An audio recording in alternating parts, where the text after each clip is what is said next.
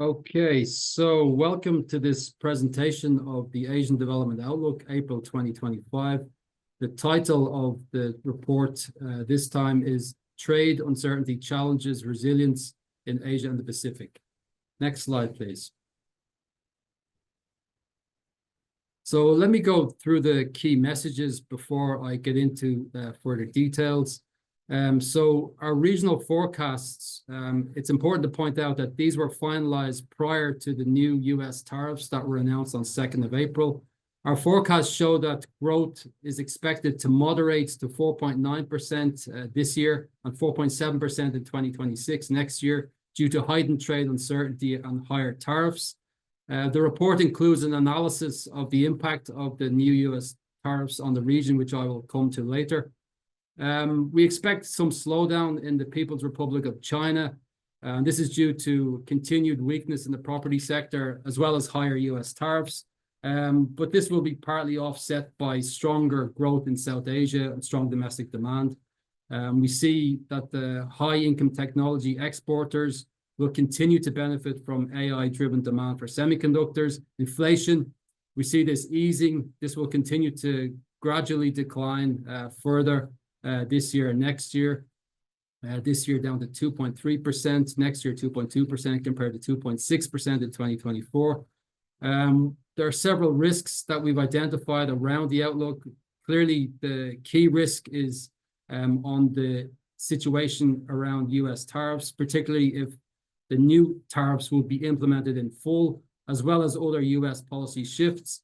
Escalating geopolitical tensions are also a risk factor, as well as a worse than expected deterioration in the property market in China. Next slide, please. Let me spend some time going through the recent developments in the region.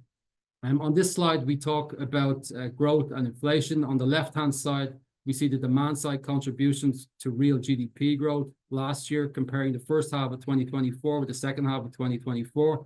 And what we can see is that for the region as a whole, there has been some softening in consumption, as can be seen in the blue bars. And this was really driven by what took place in the People's Republic of China, where weaker consumption was apparent in the second half of 2024, shown by the lower contribution in consumption during this period. In the case of India, total consumption has remained robust over the year, but there has been some slowdown in investment and some increase in net exports. Looking at the right-hand panel, we can see that inflation has continued to ease throughout the course of 2024 and into the start of this year. Inflation at the headline level at 2.5% is below the pre-pandemic average. And yeah, I think declines in commodity prices more generally have helped to contribute to what we've seen in inflation. Next slide, please. In terms of the external sector, here we are looking at exports and tourism. On the left-hand side, we can see that the contributions to export growth in 2024 were strongly driven by electronics, as can be seen in the dark orange bar. And this was particularly the case for high-income technology exporters. So yeah, I think the contribution of exports by electronics has been significant throughout the course of the year. On the right-hand side, we can see developments in tourism. The black line shows the average for developing Asia as a whole, and yeah, tourism has continued to improve across the region as a whole, closer to its pre-pandemic average. For a couple of sub-regions, Caucasus and Central Asia and Pacific, it's already above its pre-pandemic average. For other sub-regions, there's still some room for improvement. Next slide, please. So as I said earlier, inflation has continued to ease. So it's no surprise to see that for those economies that have inflation targets or are operating within some target range, inflation is below this target, as can be seen on the left-hand side in the green bars. On the right-hand side, we show how monetary policy expectations have changed last year compared to this year. So on this slide, on this part of the slide, we're showing 2025 policy rate forecasts as they stand at the moment, or as they stood last month, compared to as they were last year. So the horizontal black bar shows the current policy rate. The horizontal orange bar shows the interest rate forecast for the end of this year as at March 2025, last month. And the horizontal blue bar shows the 2025 interest rate forecast as of last year. And what we can see for most of these economies for which data is available, the blue bar is below the orange bar, implying that, monetary policy is still expected to ease, but it is expected to take place more slowly than was anticipated last year. And this is strongly driven by what we see taking place at the global level, particularly by the US Fed. And I will come back to this point later. Next slide, please. In terms of public debt and fiscal positions, we show here public debt to GDP for economies in the region on the left-hand side, 2024 relative to 2019. And we can see that debt is still elevated compared to 2019. And for some economies, it remains quite high. On the right-hand side, we show fiscal balance and interest payments for economies in the region. Many economies are operating fiscal deficit positions. And for some economies, this can be problematic where interest payments are also at a high level. So we can see a few potential vulnerabilities for some economies in this regard as well. Next slide, please. In terms of financial market conditions, so on this slide, we're showing developments since October 2024 up until around the start of March, which was our report cutoff date. And what we see on the left-hand side is the equity market performance for developing Asia as a whole. The black line denotes the average for the region as a whole. And we can see that from the period from around October 2024, there was some slight weakening. And this was related to a couple of different factors, notably stronger than expected performance of the US economy around that time, as well as the US election result, which triggered some expectations that US rates may be higher for longer. And as a result, we saw some weakening in the financial market conditions at that time. And this is also reflected on the right-hand part of this slide as capital outflows took place in the region. There is some uptick in equities in East Asia towards the start of this year. And this is really related to what we see in terms of AI technology and DeepSeek in the case of PRC, which contributed to this upturn. Next slide, please.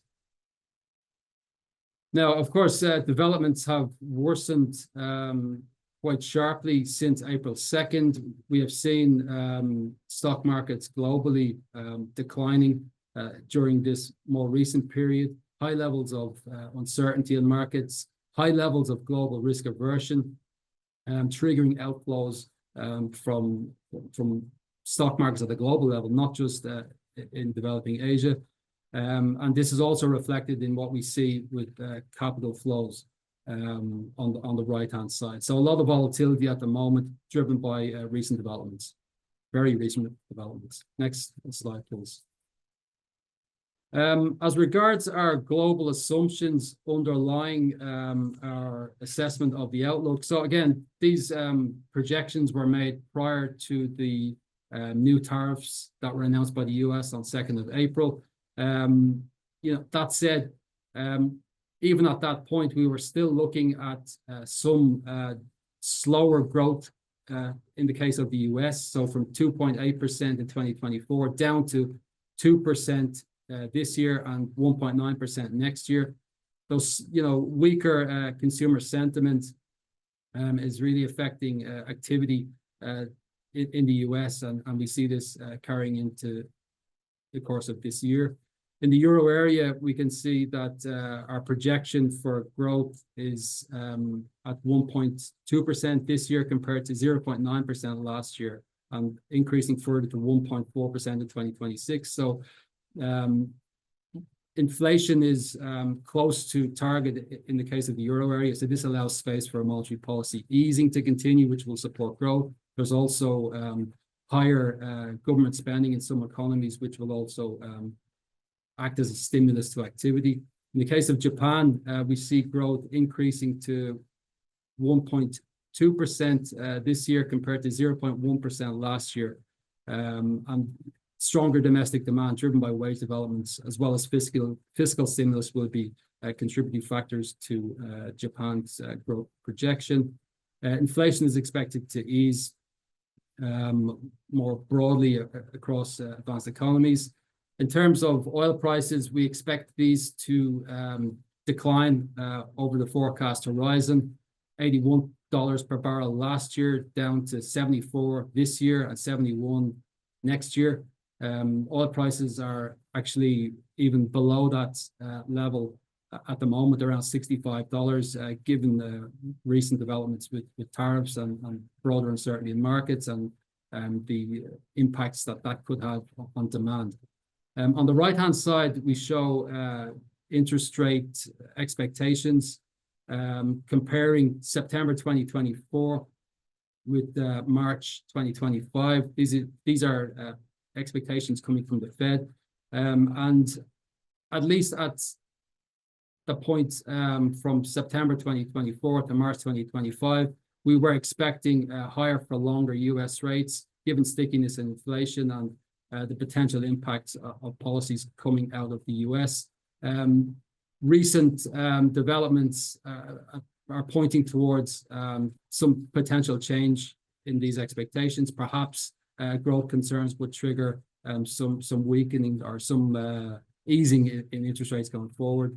These are being priced in by markets at the moment, so some uncertainty in that regard.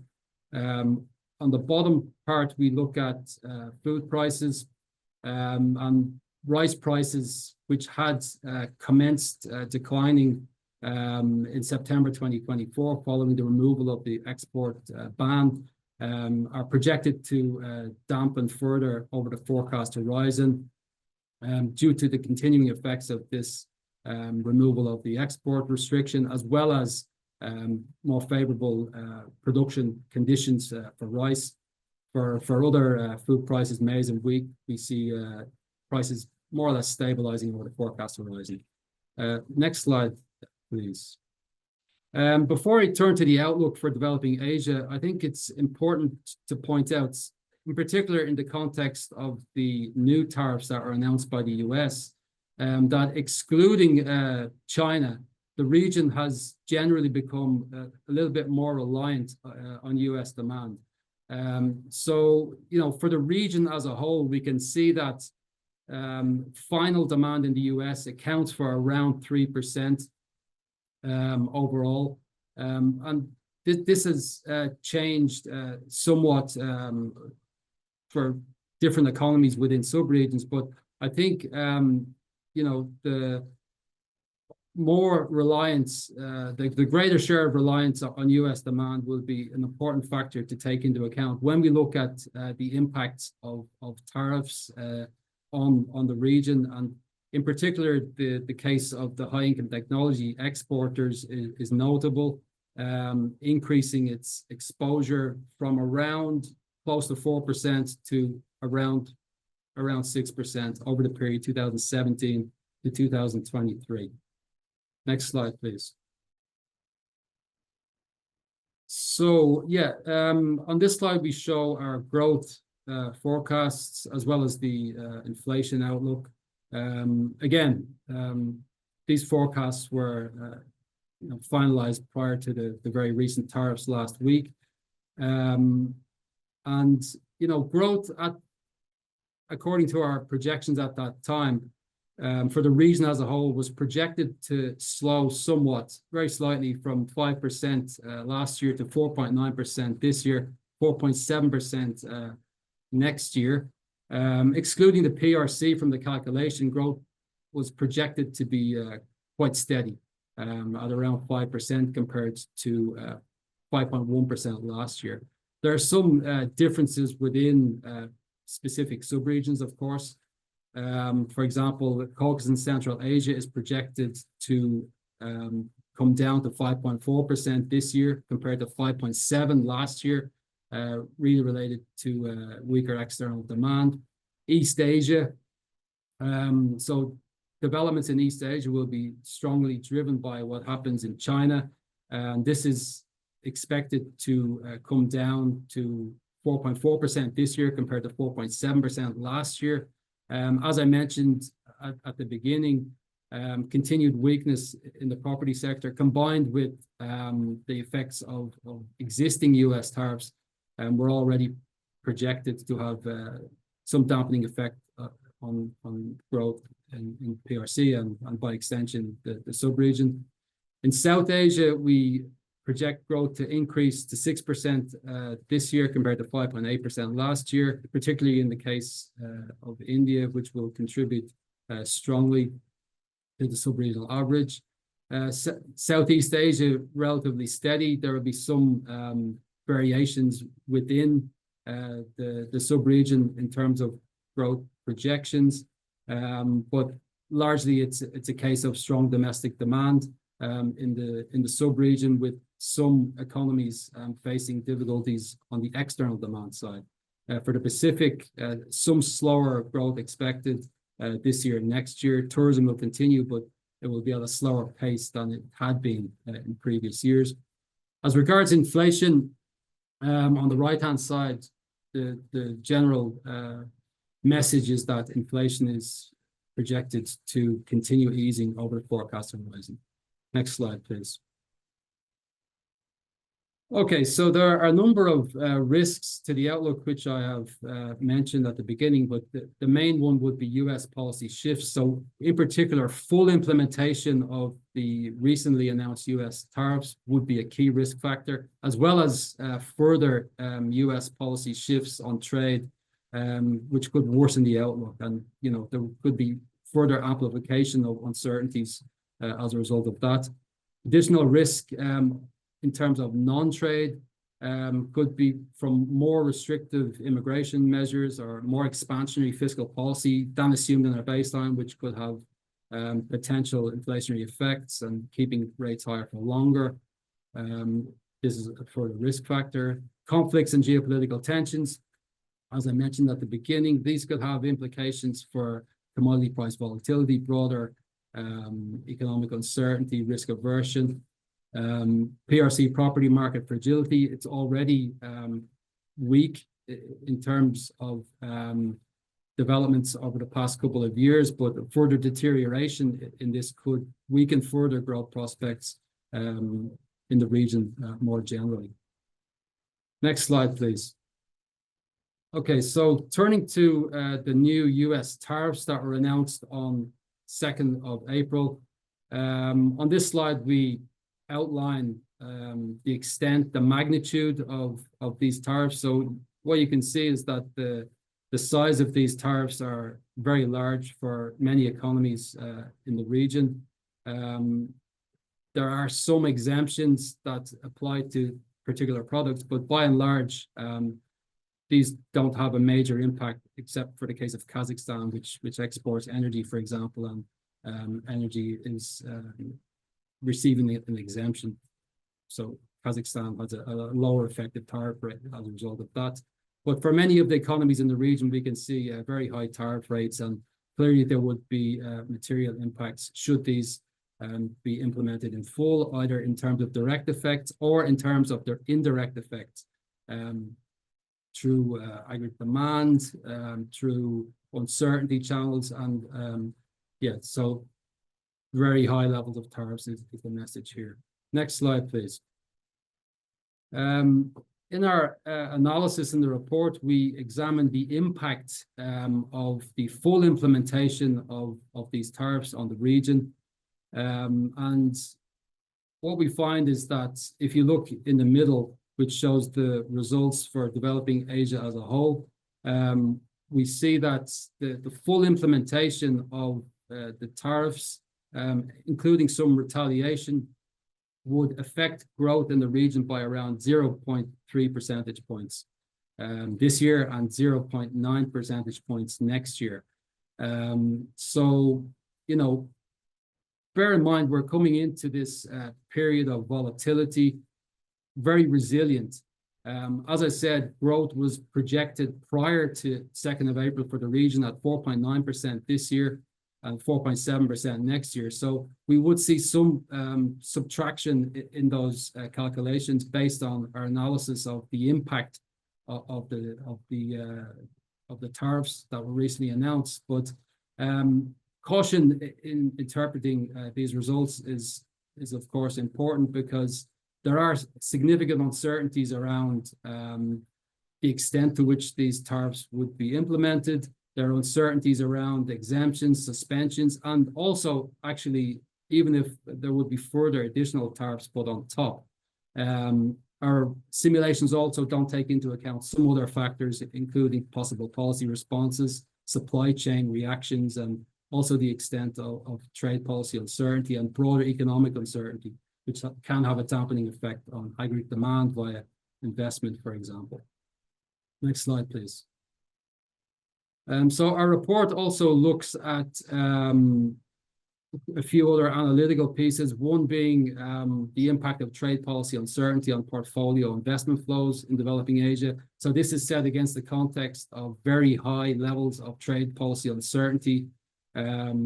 Historically, as you can see on the left-hand part of the chart, and taking a longer-term analysis of trade policy uncertainty on investment flows, basic finding is that this can trigger outflows from emerging Asia, and in particular, these outflows are apparent in the case of China.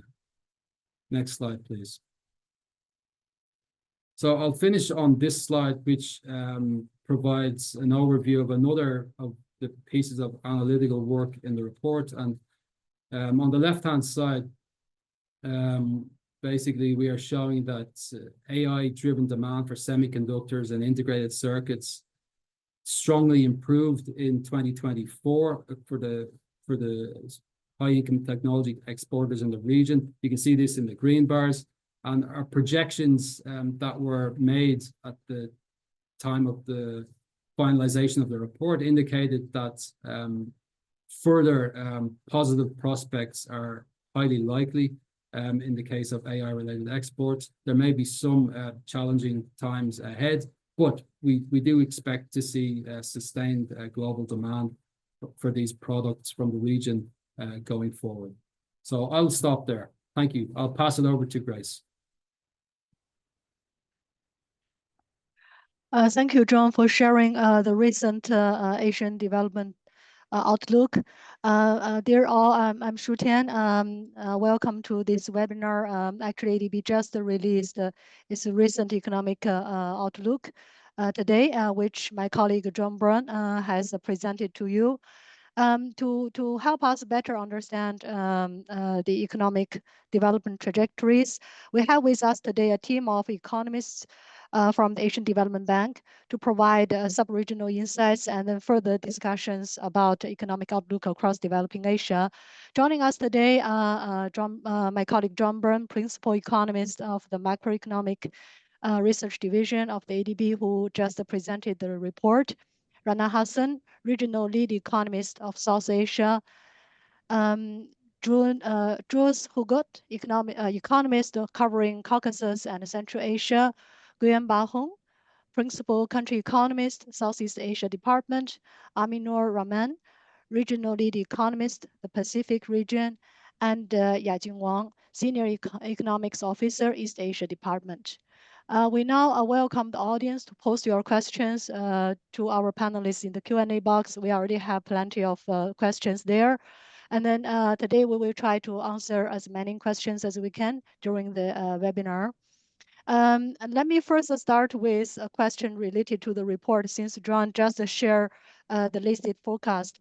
In the report, we have seen that the regional economic growth was set to moderate even before the new tariffs were announced. South Asia is the only sub-region that posted stronger growth than last year. Rana, you are the expert for South Asia economies. Why do you expect India to grow stronger than last year, consider the very challenging environment? Thank you, Grace. So Grace, first, let me just make the point that when we look at South Asia as a region, a lot of the numbers are going to be driven naturally by India, which accounts for about 80 to 83% of the region's GDP. So in fact, if you look at our numbers for 2025, the prospects for Bangladesh, actually, we have a slowdown compared to 2024. For Sri Lanka, also a slowdown. So it's really India which is driving the numbers in a big way, the increase. Now, coming to India, let me break this into two parts. Our thinking, our forecasts prior to the April 2nd announcement of the tariff hikes, and since then. So when we look at the prior to April 2 scenarios, India registers higher growth in 2025, really because it's a domestically led economy in a big way. So what we see is rural consumptions in a big way picking up after quite some time. We've been seeing the data coming in for some time that rural incomes, which are a bit muted, have been rising. We see consumer confidence numbers showing an improvement. So it's really led by domestic demand. We also had forecast a revival in investment. And in fact, we see that after a slowdown in public investment in 2024, public investment is geared to increase. In fact, when you look at the government's budget, there's a big ramp up on infrastructure investments in the urban sector, which is really a sector which India has been needing some big investments in infrastructure. And we see that really going ahead. So even now coming to the post-April 2nd point, yes, there's going to be some dampening. We are analyzing it. As John very clearly mentioned, it's really very early in the day. We're seeing a lot of negotiations, discussions. We're still seeing things unfolding. But let me just say this much, that for India, relative to the other big exporting economies, the increase that we've seen in the tariffs is not as high. It's about 26%. Also, when you think about what India really exports in a big way, it's services, which have not been subject to the tariff hikes. Further, some of the tariff hikes, the exemptions on products like pharmaceuticals, which actually is a big export element of the Indian economy. So this is, of course, not to say that we won't see some dampening. I think we're going to see a more accommodative monetary policy for sure, and that's going to take some of the sting away. Not sure what we're going to see on the fiscal policy side. The government has a policy of fiscal consolidation, whether they interrupt it a bit or not it's really too early to say. But overall, the bottom line is it's domestic demand factors are really what were driving our estimates prior to April 2nd, and I think for the most part we're going to see that coming in and stabilizing the impacts, so to speak. Let me stop there. Thank you. Thanks, Rana. Let's go to the floor. Oh, okay. The first question we got is from Danny. It is about Indonesia. So do you have a rough picture of how much the tariff will affect Indonesia GDP growth? Is it a significant, assuming that nothing changes from the US stance? Han, as expert of Southeast Asia, can we address that? Thank you, Grace, and thank you, Danny, for your question. Similar to what Rana has been explaining earlier, we feel like it's very early to have a quantitative assessment of the impact on growth. But if we look at the Indonesia economy situation, export to the US is relatively small It is less than 2% of GDP. So although the tariff rate that the US announced is 32%, this is mainly a result of a healthy trade surplus that Indonesia has been running, and the total export to the US is relatively a small exposure for the Indonesian economy in general.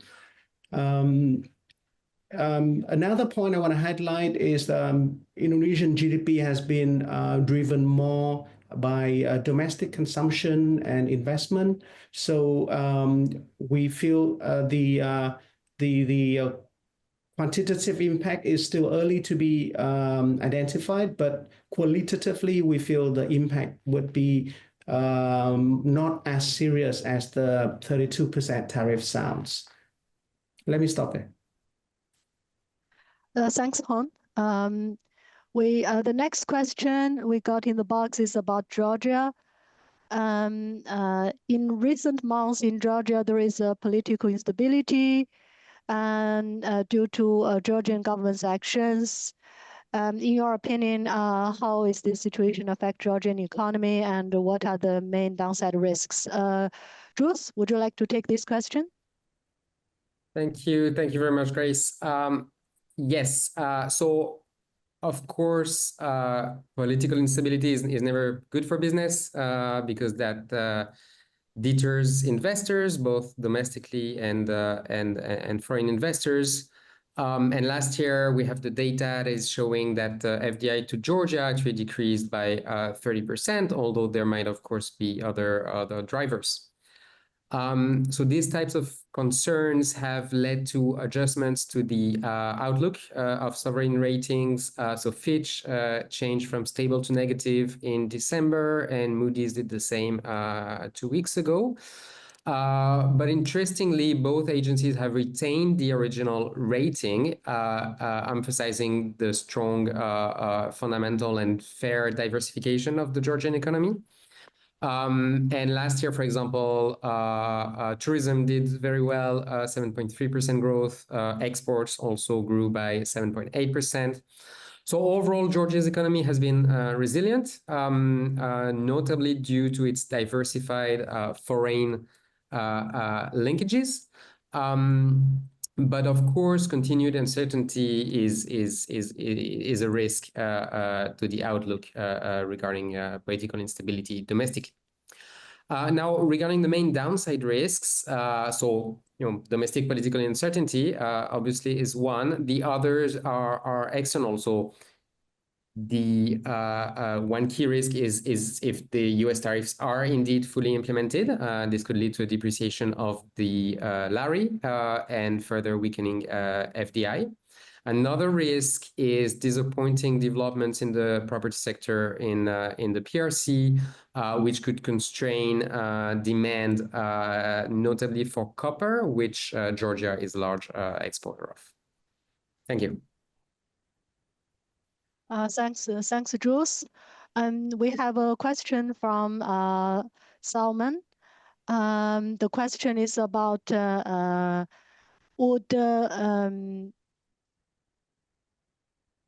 is this a good time to diversify trade opportunities away from the US? Aminur, do you want to take this question? Yes, thanks, Grace. Very interesting question indeed.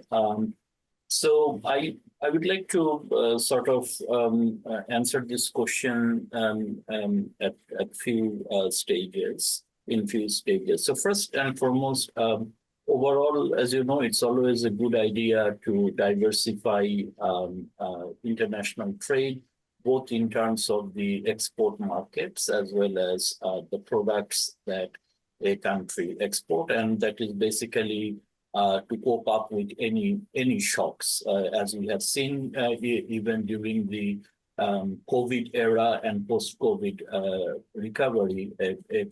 Countries that have reasonably diversified export markets as well as export products that help them quite a bit in terms of recovery.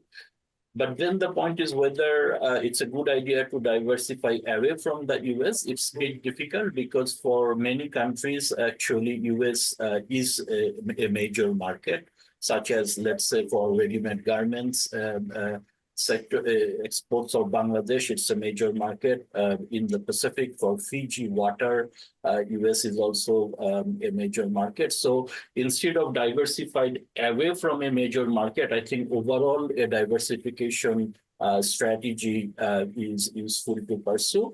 And the other issue is that also there is a bit of a stickiness in terms of pursuing this diversification strategy, because on the one hand, it also depends on a country's capability, but also on the other hand, if you look at the micro level literature in international trade, you would see that a lot of this international trade is actually based on long-term relational contract between the suppliers and the purchaser. So along those lines, I think in addition to the current exporting markets and products, I think it is always a good idea for countries to pursue a diversification strategy. Thanks.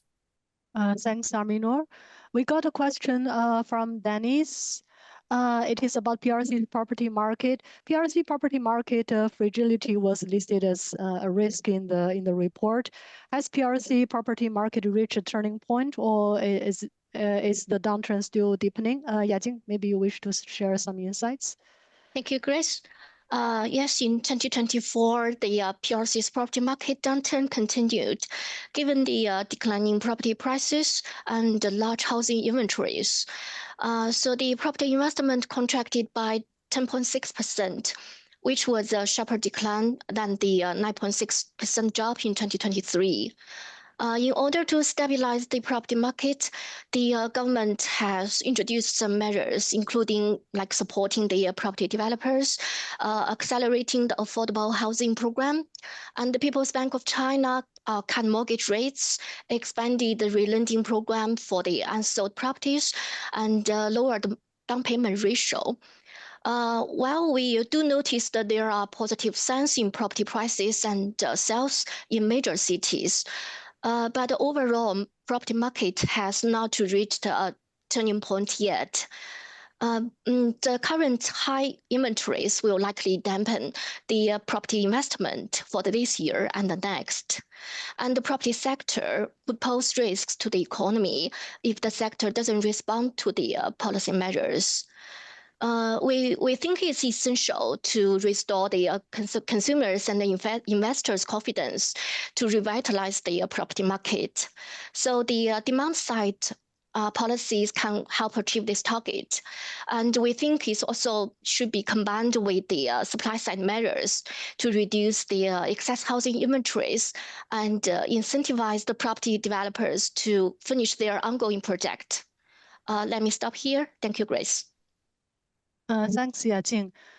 We got a question from Yagao. It is the question is: does the widespread nature of the Trump administration's tariff mean that rerouting trade becomes impractical, and will trade in Asia becomes more regionalized? Jules, do you want to comment on this? Sure. Thank you, Grace.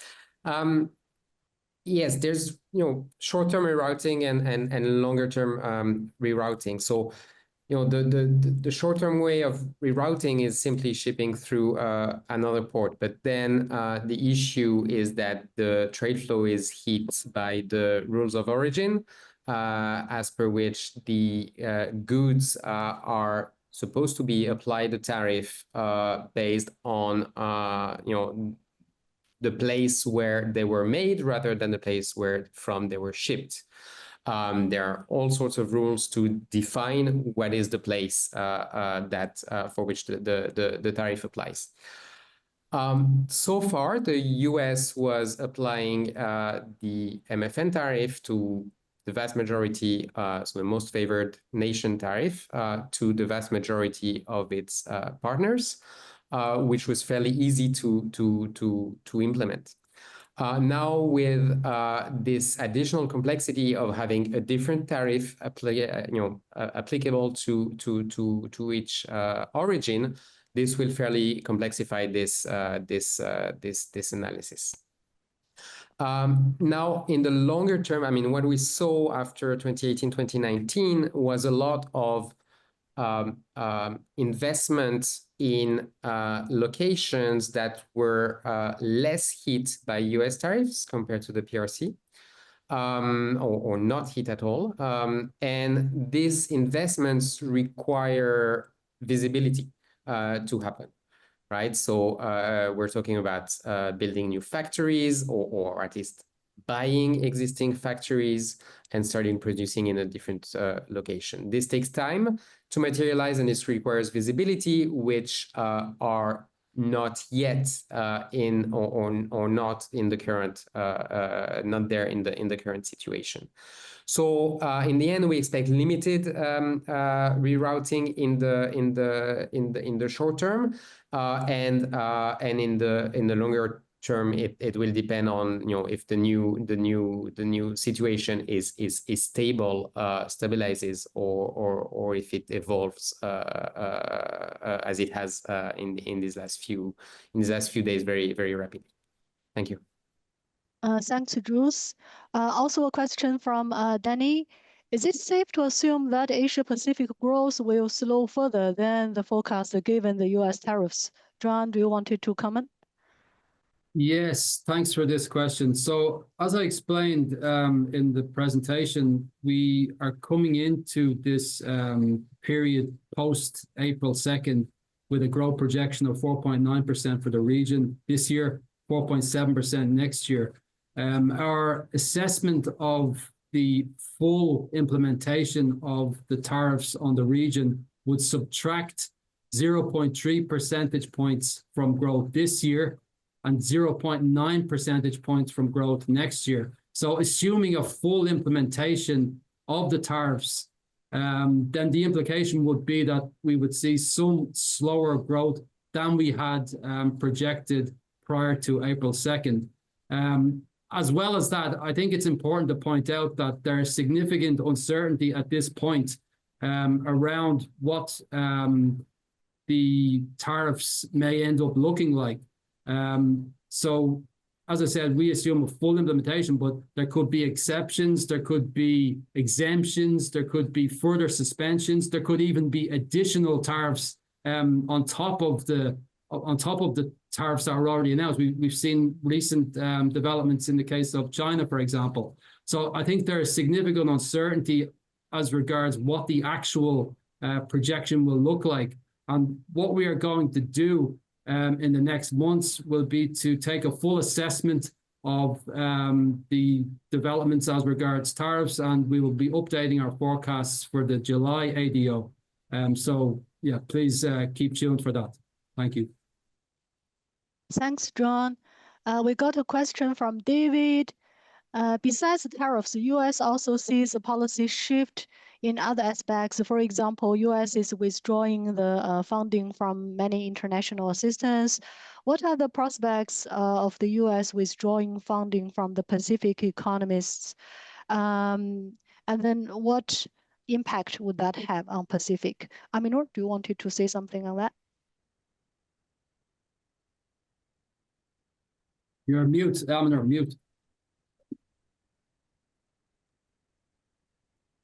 Sorry.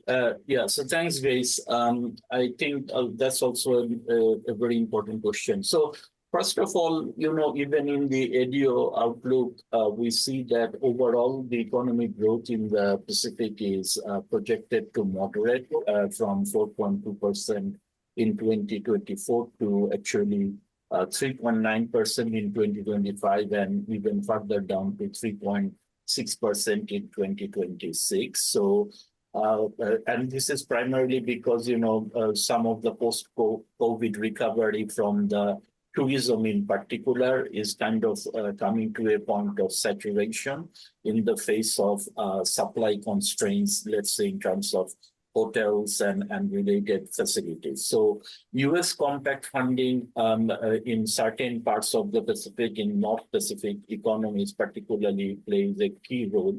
And much of it is also actually support the infrastructure investment. So any withdrawal of that would obviously add to the fiscal balance, and many of the Pacific countries are already under debt distress. So that's a matter of concern, and along with the debt increasing fiscal deficit, the issue relates to also overall growth prospects for these countries. But on the more assuring side, as of now, we actually expect that compact funding through the compact agreements will continue because compact agreements are the treaties that are approved by the U.S. Congress, which in turn allow the U.S.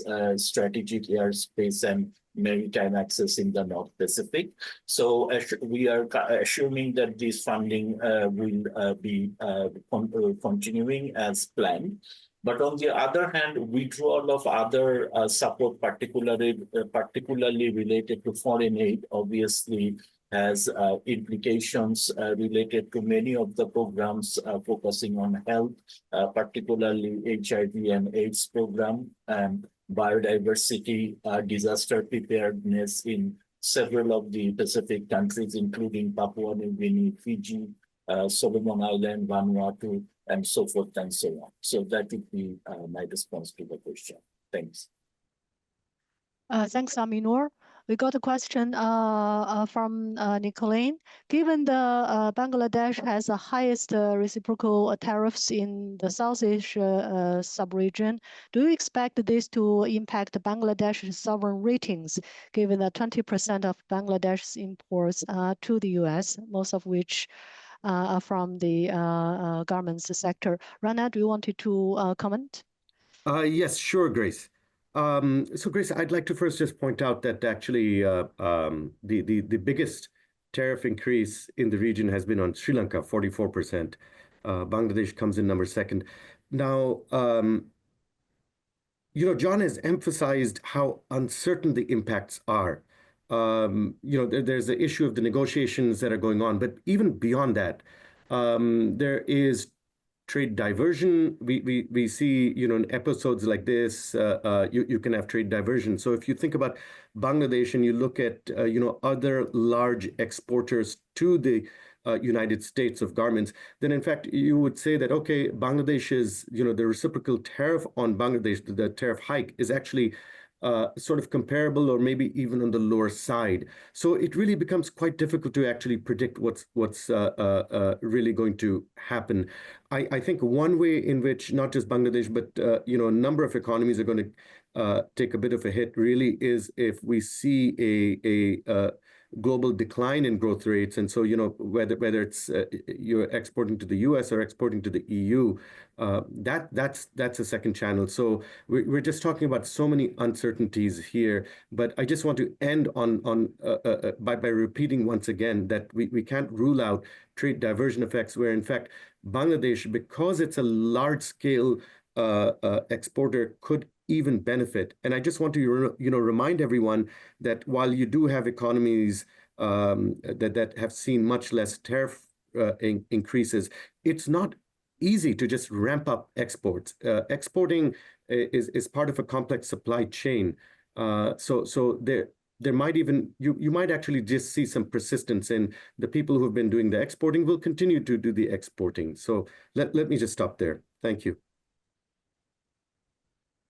Thanks, Rana. There are so many questions.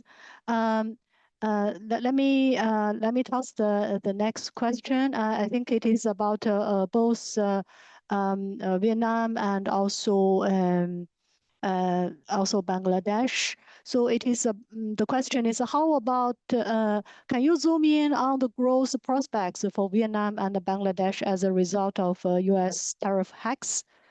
So maybe Han, you can go ahead to talk about Vietnam. Maybe Rana can add something on Bangladesh. Han, over to you. Yeah, thanks, Grace. I think you announced U.S. tariff for Vietnam was kind of on the surprise side with 46%. But the way it was calculated was understandable because Vietnam has been running a relatively large trade surplus with the U.S.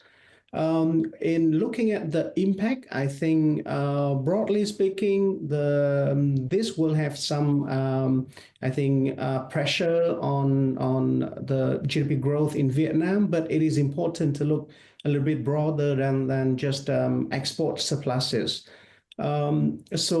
Vietnam is one of the country in Southeast Asia that has a broad network of free trade agreement, and even within ASEAN, it is also integrating strongly in the regional markets. So there is possibility for diversifying export market to deal with the tariff measure by the U.S. Another element is there are ongoing reforms that the Vietnam government has recently initiated, and these reforms would be looking at improving the efficiency of the public administration, as well as improving the business regulations and environment that would be expected to broadly expand domestic demand. So this would also be an important element to increase the domestic demand to fill up the fall in the external demand that would be caused by the tariff measures. So all in all, we feel the impact on Vietnam will be quite significant considering the scale of both the export surplus and the tariff measure. But I think there are mitigation measures that could reduce that impact on GDP growth. Broadly speaking, I think if the tariff measures are fully implemented, Vietnam stands as one of the most affected countries. But I think the actual impact is still dependent on a number of other factors, as I just mentioned. Probably I can hand it over to Rana to cover Bangladesh if you want. Right. So Hung, yes, just a couple of points, just following on from what I was saying and what you are also leading to. We can expect to see these complicated trade diversification effects. And once again, Bangladesh is in a position, it's a large exporter. So when you compare Bangladesh, you're comparing, for example, to Vietnam, what Hung was just talking about. Second thing is, before I hand over to my colleague Aminur, I just want to make a point that, at some level, it's useful to start thinking about the medium term. We're just in a very uncertain situation right now, but just from a policy perspective, Bangladesh, and I would say this actually applies to all of South Asia, we have tended to have fairly protectionist trade policies. And this is actually a good time to really think in terms of lowering our own tariffs and undertaking a whole range of reforms on just the domestic regulatory setup. So, whether you're trying to attract foreign investors or domestic investors, you really want to deregulate the economy. That's number two. And number three is, again, it's something that our economies have been doing, just really improving infrastructure, investing in infrastructure. Logistics infrastructure is something, for example, India has been ramping up in a big way, and we see Bangladesh also making these efforts. So by improving infrastructure, you actually bring down the cost of production, you improve productivity. Let me stop there and over to Aminur. Thanks, Rana. I think, I was just about to say what you just mentioned. So basically, just to emphasize the point you made. So as you know, Bangladesh actually has been pursuing quite an anti-export trade regime in terms of the tariff and the protections, even non-tariff barriers that the country has.